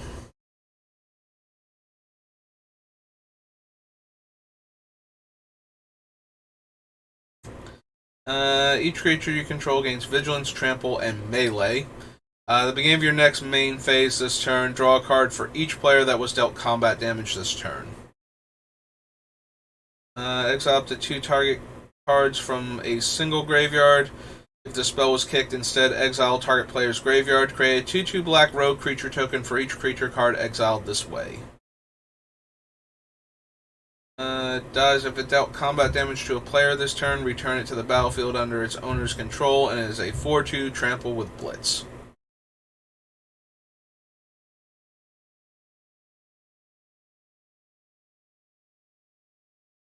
Vigilance, Reach, Trample. Can attack a player who attacked during their last turn, so it didn't have Defender. and gets +3/+3 and indestructible when it does.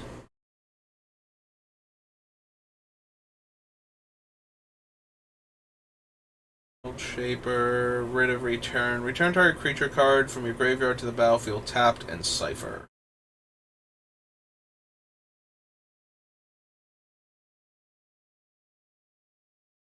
Each opponent exiles the top card of their library. You may cast spells from among those cards this turn. If you cast a spell this way, you pay life equal to its mana cost rather than paying its mana cost. As casualty 2 to copy it. Alright, so that was all the new Capenna commander cards. Next up is Strixhaven. Oh, lots of enemy color stuff going on there. Though I don't know that we're actually doing anything that either white-black or black-green super care about. Care about academic probation. Tap, add 1. Add X of any one color, where X is the amount of life you gain this turn. No. No. That, obviously, and to that.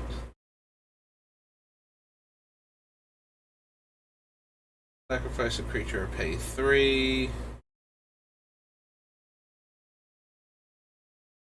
Pay 10 life, untap all lands you control, activate only once each turn. She's already a 7-drop, so not helping us ramp into Myrkul very well, in that we should already be able to cast him by the time we can cast her, unless we have cast him multiple times.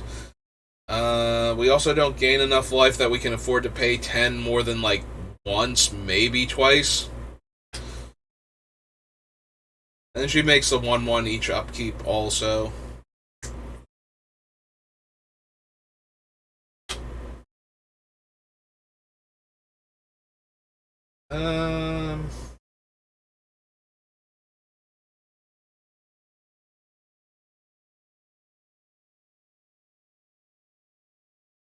It is only land, so if we ramp into her with other spells, like artifact sources and whatnot, we're not going to be able to. We're not going to get 14 mana the next turn necessarily for activating her.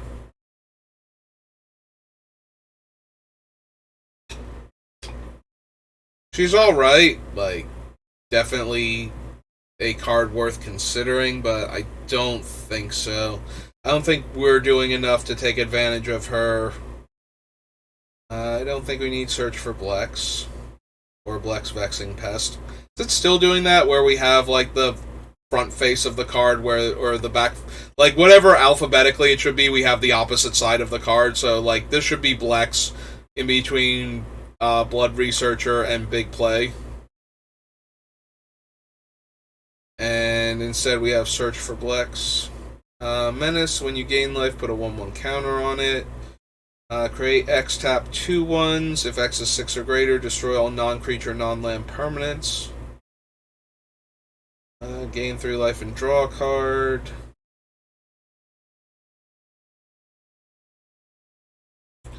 And it's a battlefield, we can make a 1/1. We can draw a card and lose a life, or we can exile target player's graveyard.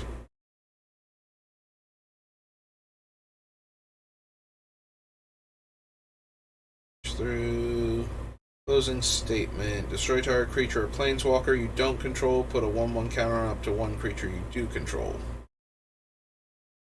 Cody. Combat Professor. Front the Pass removes X counters. Removes twice X counters or returns a planeswalker mana value X or less from your graveyard to the battlefield. Destroy target artifact or enchantment. If its mana value is 2 or less, make a pest. No. Mana value 2 or less, add black or green for each permanent destroyed this way. Attacks or blocks, sacrifice a creature. Beginning of your upkeep, sack a creature. When you sacrifice this, yeah, don't think so. Player sacrifices a creature or planeswalker. If you sacrifice a permanent this way, you may return another permanent card from your graveyard to your hand.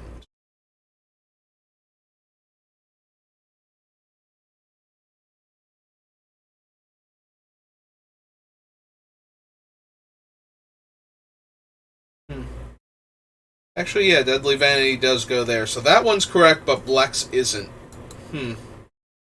Choose a creature or planeswalker, then destroy all other creatures and planeswalkers.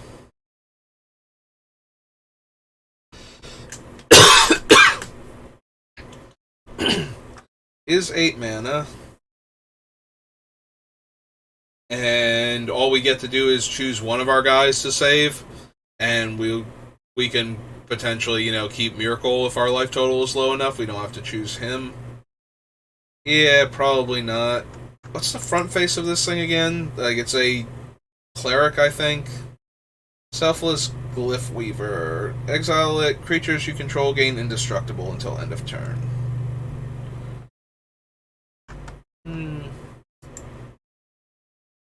Obviously, I like the ones that you sacrifice more, since we can, keep them in play with Myrkul later on. Creatures you control get +1/+1. Destroy target creature with power 4 or greater. Enchant permanent can attack or block, and its abilities can't be activated. 3. Destroy this. Only your opponents may activate this ability, and only as a sorcery. Nope. Chooses. An opponent chooses up to 2 non-land permanents they control and returns the rest to, chooses them and returns them to owner's hand. Then destroy all non-land permanents. 6 mana and quad white. Gain life. Each opponent loses 1 life. Sacrifice another creature. Gets +X/+0, where X is the sacrificed creature's power. Also, this is another one of the ones where it's you gaining the life causes the opponent to lose the life, so we don't want that because of the Sanguine Bond. Token you control gets +1/+1. Whenever one or more token creatures you control die, or non-token creatures you control dies, make it 2/1. Inkling token. There's a battlefield. Put a 1/1 counter on target creature. Put a 1/1 counter on each creature you control that has a counter on it.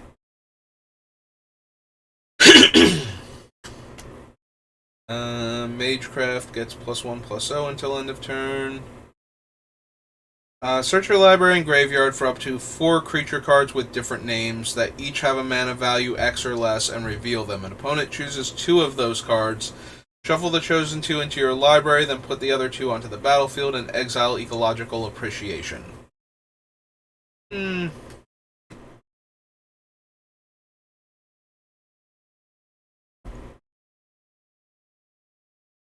I mean, probably not. It also costs 3 mana in addition to their casting cost to do this, which I don't think I'm super interested in.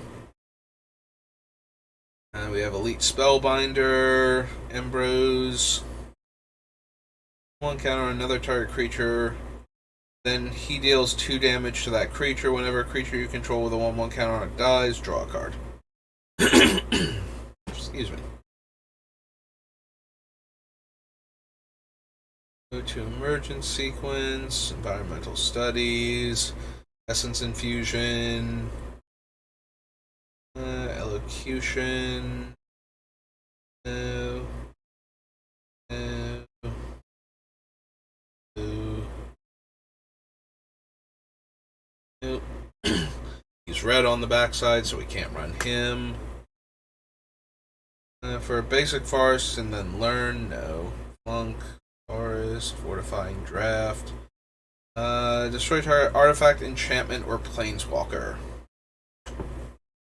Like, reasonable choice selection, but ultimately probably not. We have way too many cards that can also hit creatures while they're at it, and a few that can even hit lands.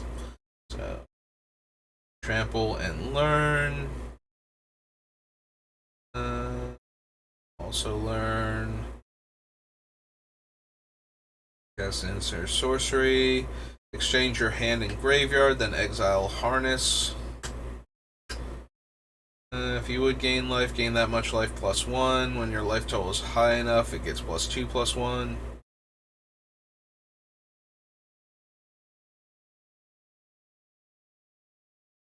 Nope. No.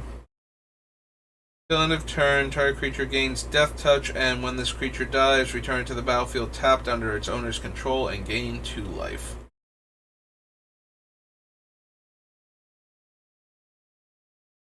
No. No. No. Also, it's blue on the front. So it's blue on the back. Spells you cast that target a creature cost 2 less to cast. I don't think we have quite enough things that we want to run where Killian would be good, so I think we can pass on him.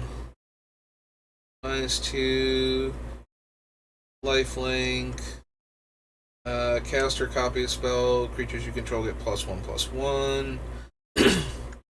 That's 1 mana of any color, and 2 tap sack to draw a card. Equal to the number of lands you control.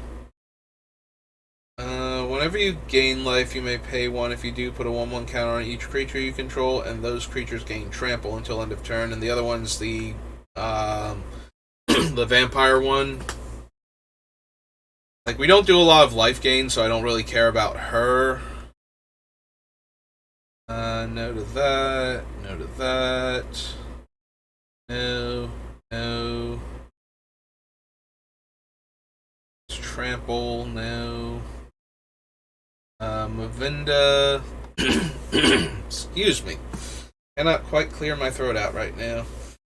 So they cost 8 more to target if they don't target something you control. So Mavinda is really good with, like, for removal spells, things like fight effects, or things that you need to target one of your own creatures to determine one of the effects on the spell, or that have multiple versions, you know, like a command or something where you can buff your guy and still do something to one of their things. I don't think we have anywhere near enough of that. And as cool as it is to be able to pop back swords at 9 mana, it's not really what our deck is about, so I think we can pass on Mavinda. Mortality Spear, on the other hand, is worth considering, for the same reason as all of our other things. So, bounce over to Strixhaven, and Mortality Spear. Excuse me again.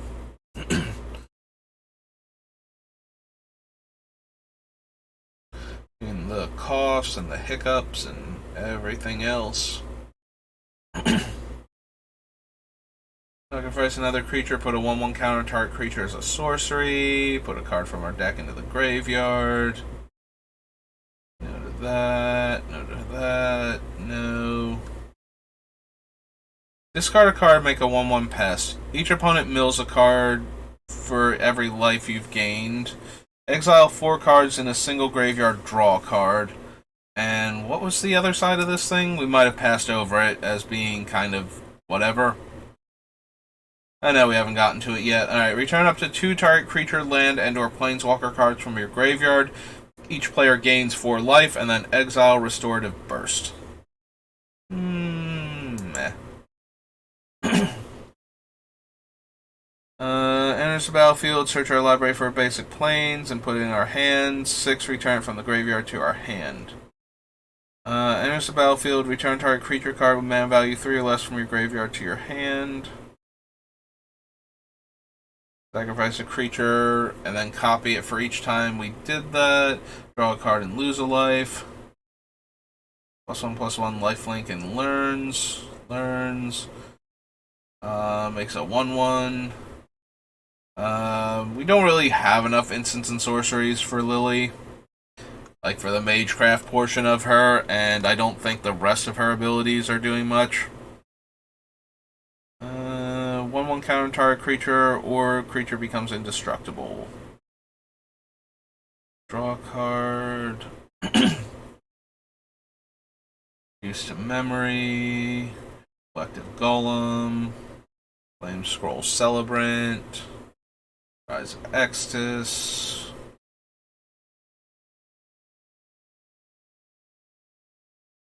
Rush Rebirth. Choose a creature. When that creature dies this turn, search your library for a creature card with lesser mana value and put it onto the battlefield tapped, then shuffle. Guard Colony. There's Blex's Front Face. Yeah, I guess it's only Blex that still has this problem. For a while, I think it was literally all of them. You and target opponent each draw 3 cards. Menace, pay 3 life, and Magecraft makes the 1/1. Exile any number of target creatures and/or planeswalkers you control. At the beginning of the next end step, return them to the battlefield under their owner's control. Each of them enters the battlefield with an additional 1/1 counter or an extra loyalty counter. Whenever another creature you control with flying dies, put a 1/1 counter on target creature you control. Flying Double Strike. Beginning of combat, choose 2. Each one must target a different player. Make a 2/1 with flying. Target player draws a card and loses a life. Target player puts a 1/1 counter on each creature they control.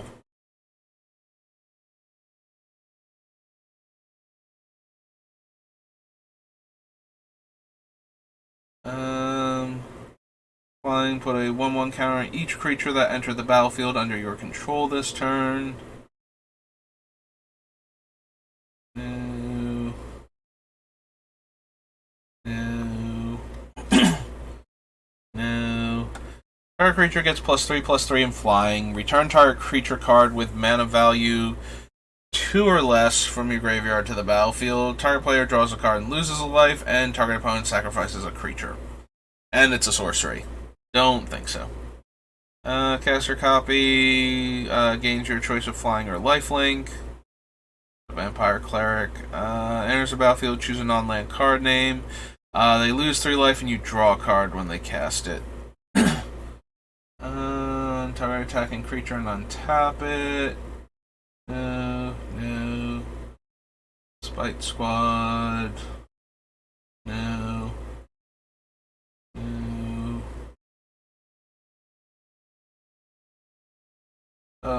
A card in your graveyard, target creature gains flying. Enters the battlefield, causes a triggered ability to trigger, counter that ability unless its controller pays 2.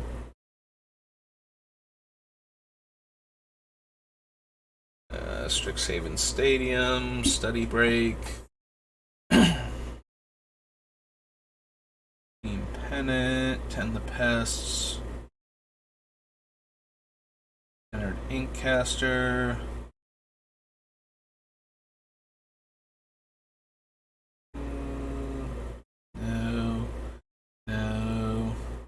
No. Menace lifelink. If a non-token creature an opponent controls would die, exile it instead. When you do, you may pay 2. If you do, create a 1/1 pest token. There's Vanishing Verse. I think we have enough variants on this effect that we don't need one that's restricted to monocolored permanents. Even though it costs like 1 to 2 mana less and like some amount of life lost less, depending on how much we're saving on mana in some cases. Whenever an opponent casts an instant or sorcery, you may pay, or they may pay 2. If they don't, you copy it. Like, I like Wandering Archaic, but it's just generically good. And all it does is make all of your opponent's instants and sorceries that aren't redundant if another player gets a copy of it cost 2 more to cast. Like, nobody should be letting... Or you get into weird situations where they want you to do something like... They're going to cast Swords to Plowshares on an opponent's creature. They're going to choose not to pay the 2 so that you can also exile another creature that you both agree is problematic. So yeah, Wandering Archaic can do a lot of stuff like that, where if you want to, you can like buddy up and kill 2 things because Wandering Archaic's in play. That being said, Wandering Archaic doesn't do much for our deck, so it's only going to be doing that one cool trick, or taxing our opponent's resources, so I don't think we need it here. Yeah, Wandering Archaic is one of those ones that's kind of like... It's not quite Ristic Study, but it's still, you know, in the same way that you kind of want to jam Ristic Study just so that way you maybe get the extra cards from players that are trying to play on curve. You kind of want to jam this guy just in case your opponent's like, yeah, no, I can let you copy my spell because I don't care.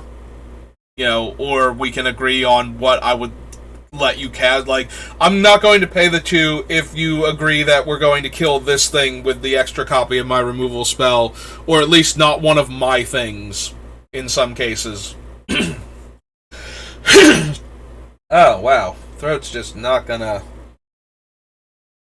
ease up on this, is it? Like, you haven't been talking nonstop for days. Why did you want to start doing it today? I thought we were over this. And it's like, no, I just couldn't stream for a while. Like, life was happening. Target player mills 3 cards, then you return a land card from your graveyard to your hand. Destroy target non-creature, non-land permanent with mana value 2 or less. -3, -1, and target opponent loses 2 life and you gain 2 life. Yeah, none of those. Gain 1 life, and yeah, okay. That was Strixhaven. Strixhaven to Stronghold.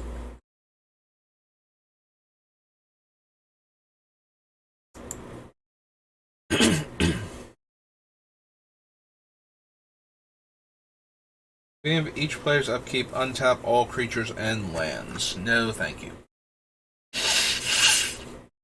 Grab 1 damage and draw a card.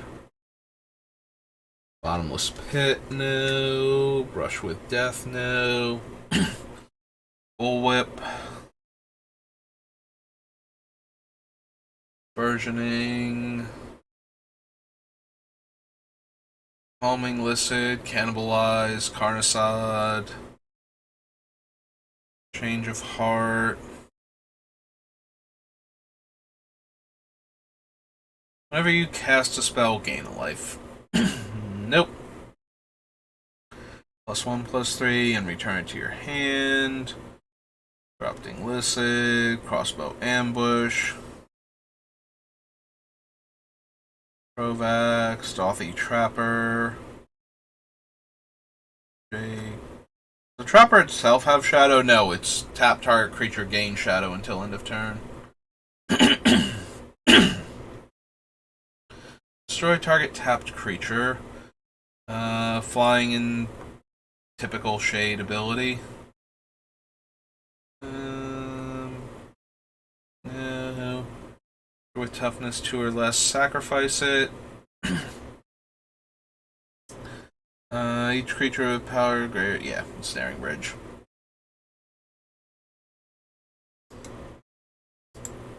Alright, well, I suppose we have to add Grave Pract for the same reason that we have Erebos' Intervention. It's not one word. Oops. Yeah, whenever you can sacrifice your creatures for value at instant speed, Grave Pact and Erebos' Intervention go way up in value in your deck because now the opponents have to lose a thing whenever you do. So, not only do you get the value out of your creatures, but you can also threaten the activation when your opponent attacks you, so they would have to lose their creatures. Honor Guard has toughness boosting. Whenever player plays a land, that player draws a card. Go to the ring. Lab Rats. Redirect 1 damage from Lancers to a creature you control. Deals any...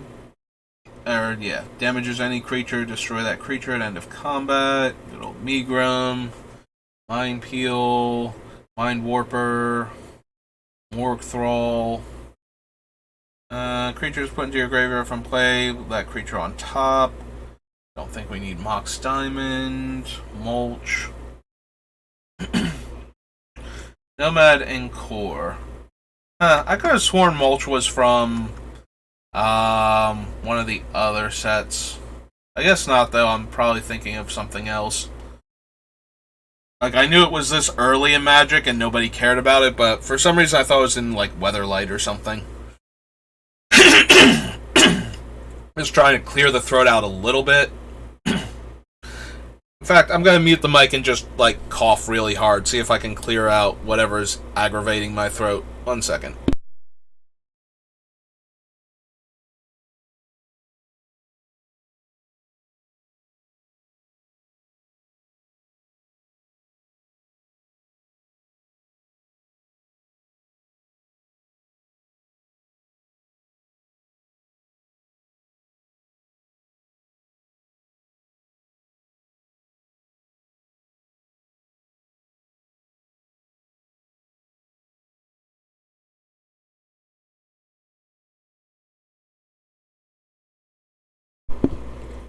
Yeah, I tried it. Still, like, I got rid of a little bit of it, but still kind of aggravating the throat, so. That just means I'm gonna keep clearing my throat a bit, and that's kind of annoying. But I can't quite purge it all. So.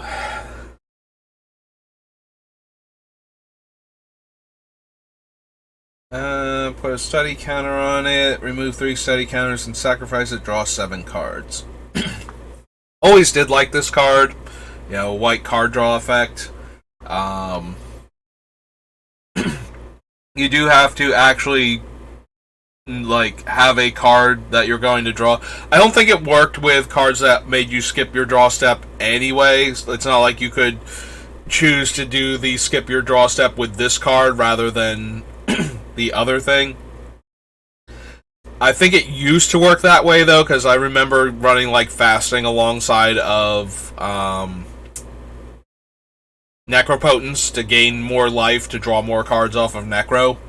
Because I understood that Necro was a good card, but I was still not, you know, very good at Magic. Oh, God.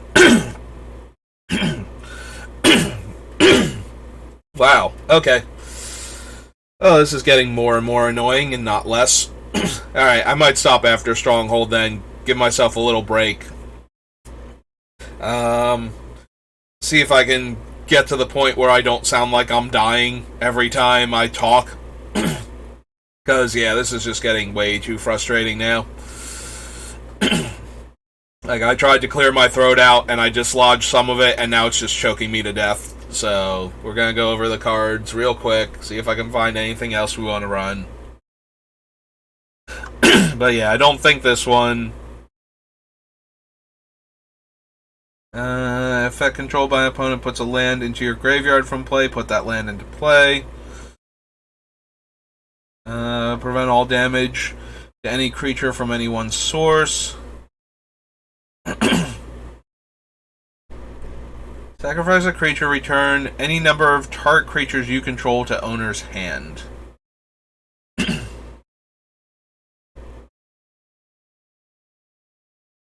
Any one creature from any one source.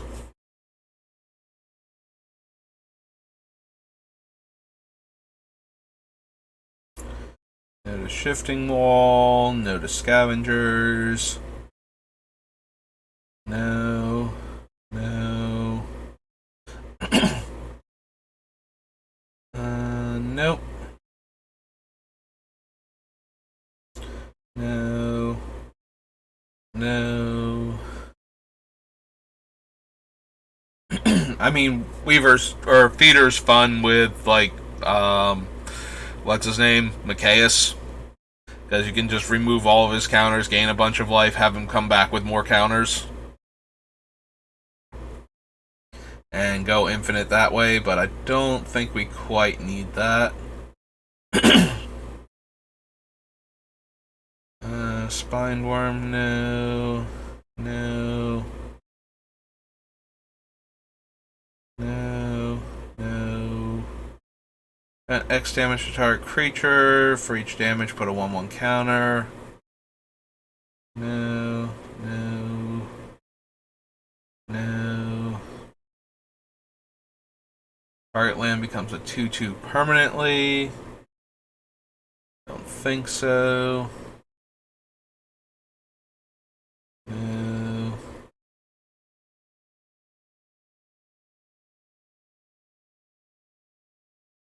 think so. I mean, maybe Volrath's Stronghold. Get to put a creature card from your graveyard on top of your library. Hey, in addition to me, like, halfway choking to death, my internet suddenly got throttled. Neat. Deals game 1 life. Redirect damage. And first strike. I don't think we need Volrath's Stronghold in our deck. It is a colorless mana source in our 3-color deck, and I'm going to need some number of basic lands in here also, so that we can fetch them with some of our other cards. Yeah, I don't think so. At least not for right now. Okay, so before I go choking to death anymore, we're going to call it a stream for right now. I'll be back a bit later, once I can talk without coughing or having to clear my throat every 10 seconds. Probably be going to doing some drafting for Dominaria United. So we'll do that in a little while, I guess. But yeah, alright, I'm gonna call it a stream now. Thanks for watching, and I'll see you next time.